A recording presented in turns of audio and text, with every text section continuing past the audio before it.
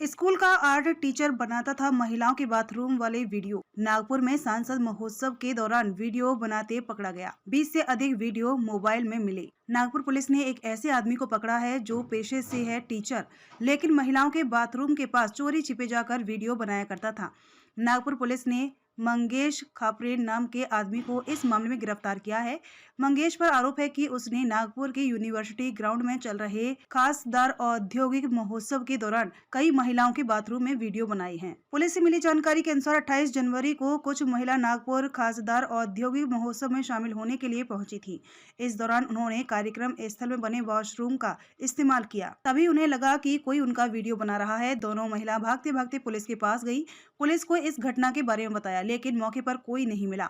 फिर 29 जनवरी को एक महिला फिर पुलिस के पास पहुंची और उसने भी बताया कोई बाथरूम की खिड़की से कोई वीडियो बना रहा है। पुलिस को फिर संदेह हुआ और पुलिस ने इस महोत्सव में लगे सभी सीसीटीवी खोजे और पुलिस को वीवीआईपी लाउंज में कई बार नजर आ रहे एक शख्स पर शक हुआ। पुलिस ने जब मंगेश को हिरासत में लिया और उसका मोबाइल की जांच की, तब पुलिस को उसके मोबाइल में अलग अलग 20 से अधिक इसी तरह के अश्लील वीडियो मिले। पुलिस ने महिलाओं की शिकायत के बाद वीडियो बनाने के आरोप में मंगेश खापरे को गिरफ्तार कर लिया और अब ये जानने में लगी है कि ये व्यक्ति क्यों इस तरह की वीडियो बनाता था। परिसर में वॉशरूम में आपत्तिजनक फोटो और वीडियो निकालते हुए एक युवक को पकड़ा गया है। कौन ये युवक था, क्या काम करता, क्या जानते? पुलिस ठाणे अंबाझरी के एरिया में राष्ट्रसंत तुकडोजी महाराज नागपुर विद्यापीठ यूनिवर्सिटी है। इसमें दिनांक 27 जनवरी से 29 जनवरी तक माननीय नितिन गडकरी केंद्रीय मंत्री इनका खासदार औद्योगिक महोत्सव इन्होंने आयोजित किया था। इसमें 3 दिन में कुल मिला के 40 से 50 हजार लोगों ने सहभाग लिया। इसमें हमको जानकारी मिली थी, 2 महिलाओं ने कंप्लेंट दिया था कि एक बिल्डिंग में जो लेडीज वॉशरूम है उसके खिड़की से कोई तो अज्ञात व्यक्ति उनका वीडियो और कुछ फोटो निकाल रहा है, ऐसी उनको संशय आया। उस मुताबिक उन्होंने हमको जो जानकारी दिया, तभी हमने थोड़ा हमारे स्टाफ की वजह से लोगों से वहां पे मालूमात निकाला, मगर ऐसा कोई आदमी सामने आया नहीं। उसके बाद में कल 29 तारीख को वापस शाम को 7 साढ़े 7 बजे के दरमियान एक महिला ने वापस ऐसी कंप्लेंट किया। तभी वहां के आयोजक थे ढोबले और उनके साथीदार, उनको हमने उसके बारे में जानकारी देने के बाद में हमने वहां का एरिया देखा और सीसीटीवी कैमरे चेक किए। तभी हमको एक व्यक्ति संशयास्पद वहां पे घूमते हुए नजर आया, तो उसको हमने ताबे में लेके चेक किया। उसका मोबाइल उन्होंने चेक किया, तभी उसके मोबाइल के अंदर बहुत सारे ऐसे वीडियोस जो अलग अलग जगह पे वॉशरूम के महिला जाती थी, तभी उनको एकांतवास का उन्होंने जो फोटो और कुछ वीडियो पिक्चर निकाले हुए हमको दिखाई दिए। तभी उसको हमने ताबे में लेकर थाने में लाया और उसके खिलाफ एक महिला ने दिया है कंप्लेंट के मुताबिक कलम अपराध नंबर 77/24, कलम 354C और कलम IT एक्ट कलम 66E के अंतर्गत हमने अपराध रजिस्टर किया है। आरोपी को हमने अरेस्ट किया है और अभी आज माननीय न्यायालय में उसको पेश कर रहे हैं। उसके बाद जो मोबाइल चेक किया, तभी मोबाइल के अंदर कम से कम 1820 ऐसे वीडियोज अलग अलग जगह पे जो महिलाओं के वॉशरूम के पीछे से लिए हुए हमको नजर आए हैं। कुछ वीडियो डिलीट किए हुए भी दिख रहे हैं। ये आरोपी ये सब क्यों कर रहा था और इसका पीछे क्या उसका नतीजा था और इसके लिए वो कोई उसमें और कोई शामिल है और किसने ये वीडियो कहाँ पे उसने वायरल किया है और कोई इसके ज्ञान में कुछ शामिल है या कोई एक्सटॉर्शन रैकेट चला रहा था, इसके बारे में भी हम अभी आरोपी को PCR मिलने के बाद में हम पूरी इंक्वायरी कर रहे हैं। या कोई महिला को ब्लैकमेल कर गया और कोई गुनाह अपराध करने की कोशिश थी, ये भी हम अभी रिमांड मिलने के बाद में पूरी जानकारी ले रहे हैं।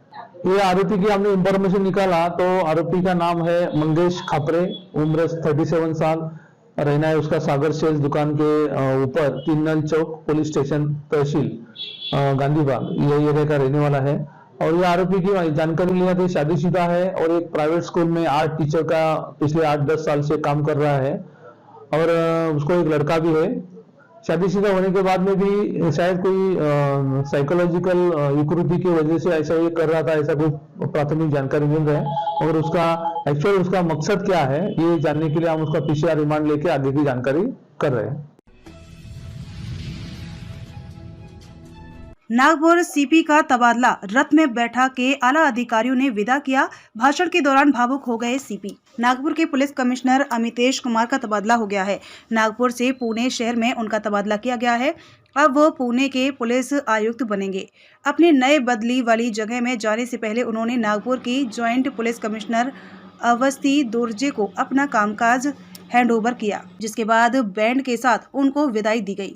नागपुर पुलिस की ओर से एक जिप्सी को रथ के रूप में फूलों से सजाया गया था, जिस पर अमितेश कुमार को चढ़ाया गया और उस रथ को पुलिस के आला अधिकारियों ने ही खींचा और अमितेश कुमार को विदा किया। नागपुर में ये परंपरा कई सालों से चली आ रही है। इस दौरान अमितेश कुमार भावुक भी हो गए। उन्होंने भाषण के दौरान नागपुर की जनता, पुलिस स्टाफ को परिवार बताया और भावुक हुए। हालांकि अमितेश कुमार ने अपने इस कार्यकाल को यादगार बताया। साथ ही कहा कि पुलिस का जॉब चैलेंजिंग होता है और नागपुर में भी उनको कई चैलेंज मिले। बॉडी ऑफेंस यानी मर्डर हमेशा से ही चैलेंजिंग रहा है, लेकिन टीम अच्छे से हैंडल किया और हमने इस पर काबू भी पाया है। सर्वांचे धन्यवाद। सर सबसे रिकॉर्डेबल आपका टेन्योर रहा है, हिस्टोरिकल भी रहा है, काफी आपने काम भी किया यहाँ पे। क्या मानते हैं नागपुर में सबसे चैलेंजिंग क्या था आपको? जो नए सीपी आ रहे हैं उनके लिए क्या चैलेंजिंग होगा यहाँ पे? देखिए, पुलिस विभाग में चैलेंजेस तो हर दिन नए रहते हैं। हमारा जो ब्रेड एंड बटर जिसको मैं बोलता हूँ वो crime prevention, law and order maintenance, VIP security, traffic management, leadership provide करना, मैन मैनेजमेंट, ये सभी हमारी जवाबदारी रहती है और ये करते हुए चैलेंजेस हर दिन नए रहते हैं। और टीम वर्क में वो सभी चैलेंजेस, टीम वर्क और साथ साथ पब्लिक का सपोर्ट और पब्लिक का विश्वास, उसके साथ सभी चैलेंजेस ओवरकम करने में सफलता मिलती है। टेन्योर ज़रूर लंबा था बट बहुत ही सेटिस्फाइंग था और मैं हमेशा जनता की जो अपेक्षा है, जनता की जो तकरार है, उसको निराकरण करने का प्रयत्न हमने ईमानदारी और पारदर्शिता से सभी पुलिस अधिकारी और कर्मचारी ने किया। मैं सभी का धन्यवाद देना चाहूँगा और आम जनता को फिर से मैं धन्यवाद देना चाहूँगा। सर, कई सिटी में आप इससे पहले भी रहे हैं, नागपुर में भी काफी लंबे समय तक रहे। क्या मानते हैं सबसे यादगार चीज़ क्या थी नागपुर के लोगों के प्रति, या फिर क्राइम ऐसा कुछ जो आपको आज भी मेमोरेबल है?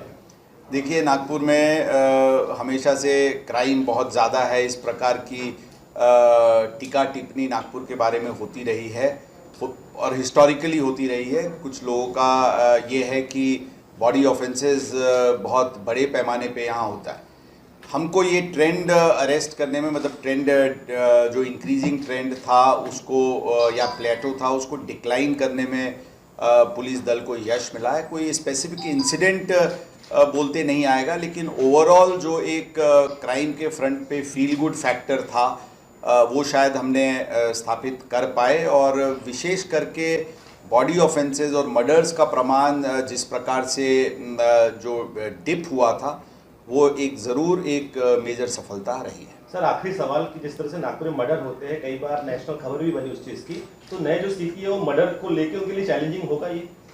देखिए, मैं बताया ये क्राइम प्रिवेंशन और लॉ एंड ऑर्डर ये हमारा ब्रेड एंड बटर है। इनफैक्ट ये सबसे कोर जवाबदारी हमारे लिए है और ज़रूर ये चैलेंज हमेशा रहता है। बट जिस प्रकार की टीम है और जिस प्रकार के जो स्ट्रीमलाइंड है, हमें पूरा विश्वास है कि इसमें किसी प्रकार की कोई बढ़ोतरी आगे नहीं होगी और जो अगले सीपी आ रहे हैं उनको भी अर्बन पुलिसिंग की अर्बन पुलिसिंग और ओवरऑल बाकी पुलिसिंग में बहुत ही वेरीड और बहुत रिच एक्सपीरियंस है एंड जो सभी का सहकार्य उनको भी मिलेगा और हमें पूरा विश्वास है कि वो इससे भी ज़्यादा उनका सफल कार्यकाल रहेगा। सर, आपने कहा था कि नागपुर शहर से आपको मोहब्बत हो गई है। यहाँ के लोगों के लिए कोई आपका आखिरी संदेश यहाँ से जाते वक्त?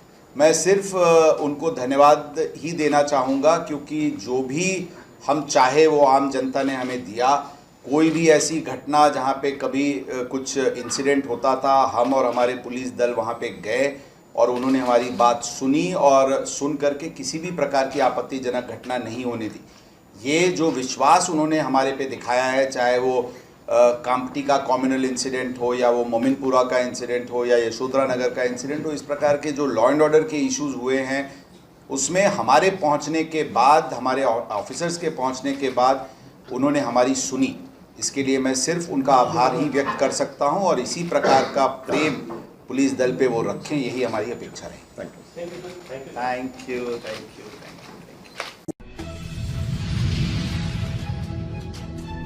गधे को साथ लेकर एनसीपी ने भाईंदर पश्चिम में निकाला ईडी और मोदी सरकार के खिलाफ मोर्चा।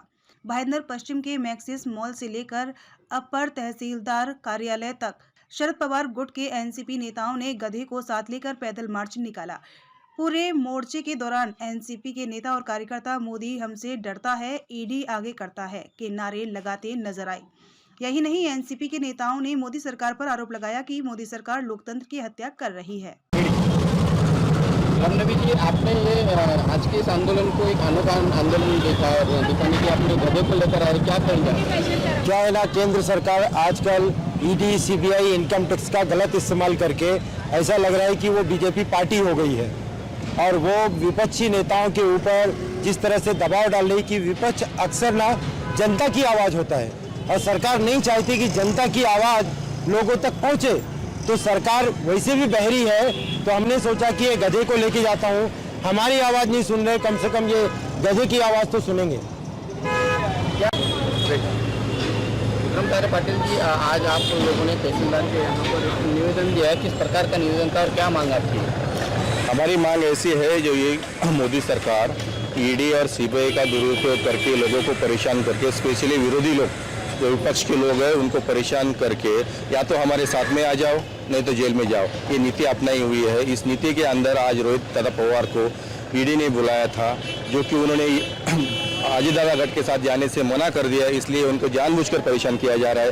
उसी केस में 10 से 12 और लोग हैं जो आज बीजेपी में है, उनके ऊपर कोई किसी तरह की कार्रवाई नहीं की जा रही है। हमारे शहर में एक नेता के ऊपर ईडी ने कार्रवाई की, जैसे ही वो सिंधेगढ़ में गए उनकी वो कार्रवाई रुक गई। दूसरे नेता के ऊपर जो कार्रवाई होनी चाहिए इसलिए नहीं हो रही क्योंकि वो बीजेपी में है। ये जो बीजेपी की जो कूटनीति चल रही है, जो विपक्ष के खिलाफ, जो देश में हड़कंप मचाया ईडी ने, इसके खिलाफ हमने ये जन आंदोलन किया था। आज उनके तो आदरणीय तहसीलदार जी को हमने निवेदन दिया है, हमारी नहीं सुन रहे हैं, इसलिए हमने आज स्पेशली एक गधा लेके आए जो कम से कम हमारी और विपक्ष की नहीं सुन पा रहे, कम से कम गधे की भी सुनेंगे, या हमारे से अपेक्षा है, इसलिए आज गधे को लेके आके हमने आदरणीय तहसीलदार साहब को निवेदन दिया है।